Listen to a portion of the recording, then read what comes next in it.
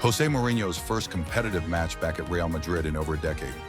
This was supposed to be a coronation. Instead, his team almost blew it. 9 minutes in, everything looked perfect. 20 minutes later, it had completely fallen apart.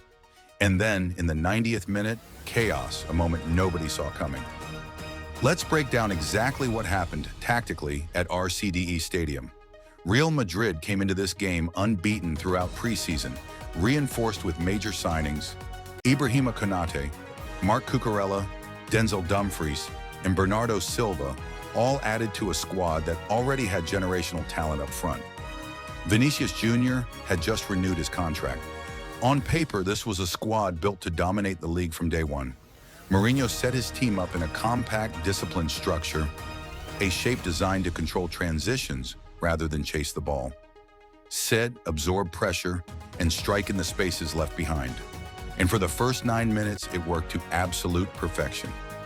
Let's talk about that opening goal, because it wasn't luck, it was design. Arda Güler's delivery for Bellingham's header came from a rehearsed set-piece routine specifically built to exploit Espanyol's zonal marking system. Watch the movement. Güler drops into a pocket between the lines to draw a defender out of position. Bellingham times a blindside run off his marker's shoulder, arriving completely unmarked at the near post. That's not chaos. That's a coached, deliberate exploitation of a known weakness in Espanyol's defensive setup. 1-0, 9 minutes in, textbook Mourinho. But here's where it gets interesting, and where things started to unravel.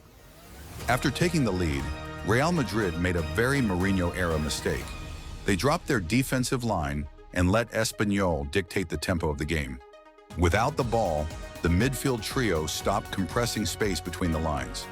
That's a critical detail, because the moment that compression disappears, opposition midfielders get time on the ball they shouldn't have.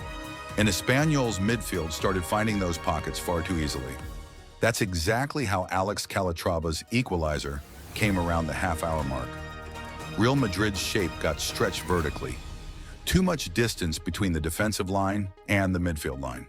The double pivot got split apart, and Espanyol attacked directly through that gap, unopposed, straight through the heart of the pitch. This wasn't an individual mistake by one player.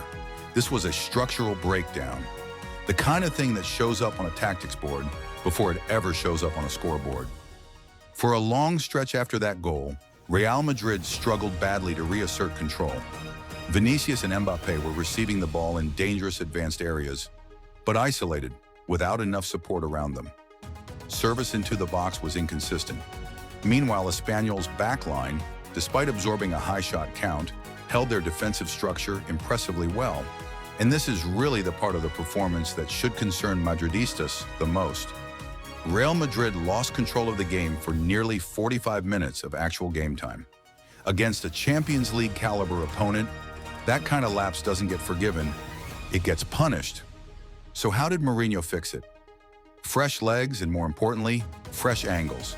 Bringing on Carlos Espí, Trent Alexander-Arnold, and Eduardo Camavinga wasn't just about injecting energy late in the game. It fundamentally changed the geometry of the attack. Alexander-Arnold's ball progression from deep right gave Real Madrid a passing outlet that Espanyol simply hadn't defended against all match. Suddenly, the width and range of passing options completely changed the picture. That subtle tactical shift, progression from deep, stretching the pitch horizontally instead of just vertically, is exactly what eventually cracked Espanyol open in stoppage time, with substitute Carlos Espí finishing off the winner in dramatic fashion. So what do we take away from this? 3 points on the board, yes. A winning start to the Mourinho era, but this performance also tells us something important. Real Madrid still has real, unresolved defensive transition issues to work through. Talent alone bailed them out here. Against a mid-table side fighting for survival, that's a recoverable mistake. Against a stronger opponent, a top 4 rival, a Champions League knockout side, that same lapse gets fully exploited, and there's no last-minute hero to bail you out. This is a result that should feel like a warning sign as much as a celebration. Worth watching very closely how Mourinho adjusts that midfield structure in the next few fixtures. That's the full breakdown. If you want tactical analysis like this after every single Real Madrid match, make sure you're subscribed to Dr. Games Analysis and drop a comment below with your honest take on this performance. See you in the next one.